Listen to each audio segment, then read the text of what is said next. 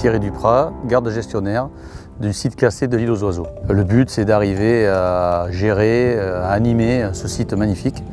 Alors aujourd'hui, on a un suivi animalier, c'est ce qu'on appelle des suivis limicoles. Les limicoles sont des petits oiseaux de mer, donc on fait un comptage une fois par mois. Alors rien qu'au niveau des oiseaux, déjà on a 350 espèces différentes tout au long de l'année. Donc le site fait à peu près 1690 hectares à marée basse et 250 hectares à marée haute. On peut compter 42 cabanes sur le domaine public et la particularité de cette île, c'est qu'elle a une partie privée qui contient 11 cabanes.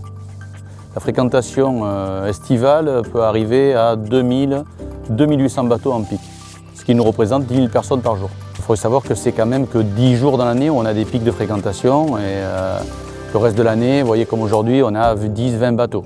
Donc c'est relativement paisible pour les oiseaux, pour les poissons, pour tout ce qui est présent sur le site.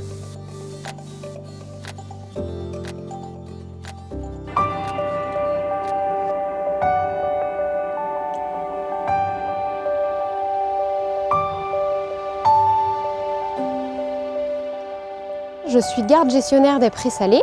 Je m'occupe des prés salés Est et des prés salés Ouest.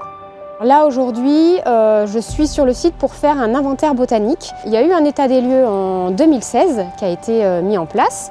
Et en fait, tous les ans, depuis 2016, on fait l'inventaire botanique du site, puisqu'il y a quelques années, le site a été remis en eau salée.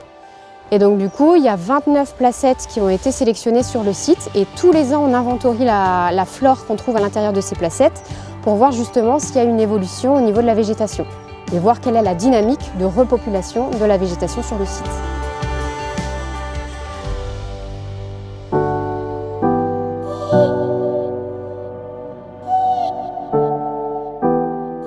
Je travaille au centre social de la Teste de Buch depuis une quinzaine d'années, puisque ça fait 15 ans que le centre social existe.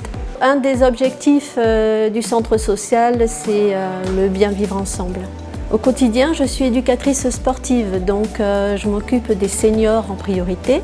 Cette année, nous avons mis en place la Semaine Bleue, qui revient tous les ans depuis 8 ans maintenant. Et nous avons fait une marche solidaire qui aboutit sur une activité créative que l'on a mis en place aujourd'hui avec des adhérents qui participent donc à cette activité.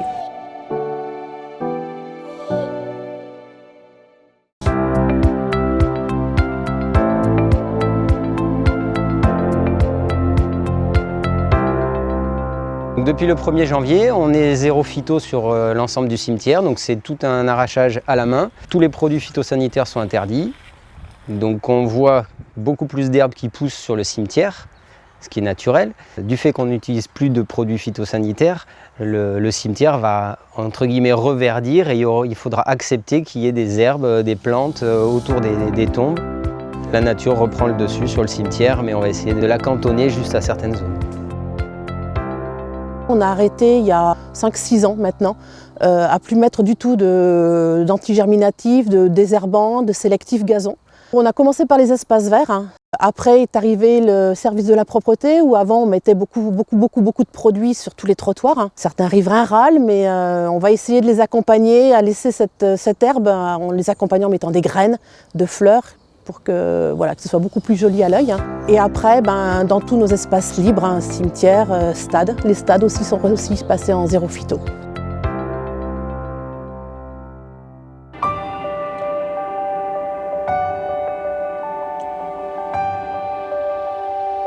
Depuis 2017, la ville s'est inscrite dans un programme de modernisation de son parc d'éclairage afin de pouvoir remplacer des lanternes de type bulle ou de lampe à décharge par des lanternes de type LED avec un optique dirigée. Un parc qui avait environ 35 ans. Et ça envoyait un flux avec une forte pollution lumineuse. Elle dirigeait partout dans le ciel, sur les parties privées et en fait très peu sur la voie publique. Et elles étaient très énergivores. Donc le fait de passer dans une énergie de type LED, ça permet de pouvoir diriger le flux là où on veut. Il n'y a plus de pollution lumineuse dans les parties privées et on n'y met plus du tout de lumière dans le ciel. Avec ce système-là, on devrait faire plus de 50% d'économie d'énergie au terme de la modernisation.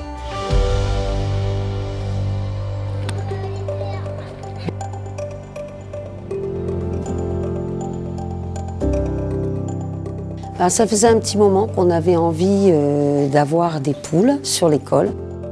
Ce sont des parents qui nous ont donné gentiment donc, de poules. C'était des bébés au départ. Et il s'est avéré qu'on a un coq. Donc on a Biscotte qui est une poule et Pampelume qui est un coq. L'idée, c'était vraiment de sensibiliser les enfants sur le gaspillage. Donc avec les enfants, on a fait un travail de groupe où on leur a expliqué ce que pouvaient manger les poules et ce qu'elles n'avaient pas le droit de manger. Les enfants récupèrent de la nourriture qu'ils ont laissée dans leurs assiettes et on les donne donc aux poules.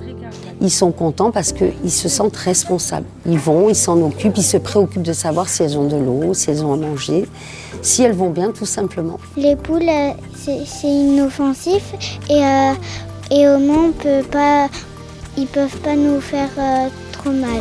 J'aime bien m'en occuper vu qu'on s'en occupe tous les midis avec Edwige. On leur donne les restes un petit peu de la cantine. Certaines, on leur donne les grains. Et au moins ça pollue moins, ça gaspille moins.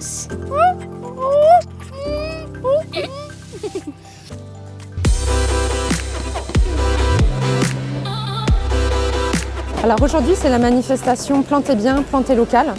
À travers cette manifestation, on souhaite sensibiliser les habitants à l'importance de l'arbre et des plantes locales.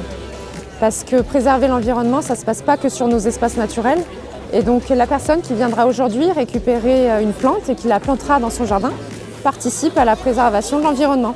Parce qu'une plante locale, c'est une espèce qui est adaptée, qui nécessite peu d'eau, qui offre bien souvent de la nourriture pour les animaux et qui constitue aussi un refuge pour eux. On a toujours beaucoup de monde. Ils viennent chercher une plante, mais ils viennent aussi chercher des informations et participer aussi aux différentes activités. On a par exemple construction de nichoirs, abri à hérissons et refuge pour les chauves-souris. Aujourd'hui, j'accompagne la junior association qui est avec nous depuis 1 an et demi, qui s'appelle la Travel Green Teens et qui est venue participer à cet événement Planter bien, planter local. Et nous, on les accompagne sur tout l'aspect administratif et logistique, s'organiser aussi, avoir de la méthodologie, de la structure dans leur organisation d'événements et d'associations. Notre but, c'est de mener des actions écologiques sur la commune et après, à terme, pouvoir le faire dans des pays étrangers. Sauvons la planète!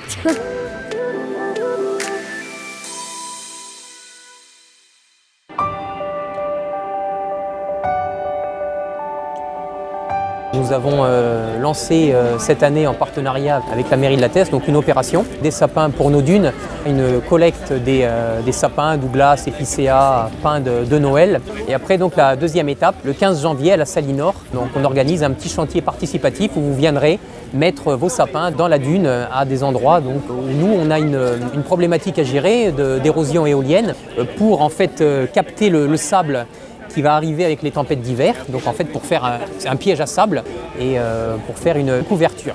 Pour moi c'est intéressant de participer parce que ça permet de préserver ce que nous on a à La Teste, le Pilat, Cazaux, alors que s'il y a l'érosion, que tout s'effondre, on perdra tout le patrimoine qu'on a eu jusqu'à maintenant, donc je trouve que c'est bien de participer. On fait ça pour empêcher l'érosion de la dune du Pilat, parce que sinon dans 100 ans on aura la dune qui sera là et voilà, ce sera grave. Et il n'y aura plus la ville qui sera peut-être engloutie sous la dune. Des sapins pour nos dunes!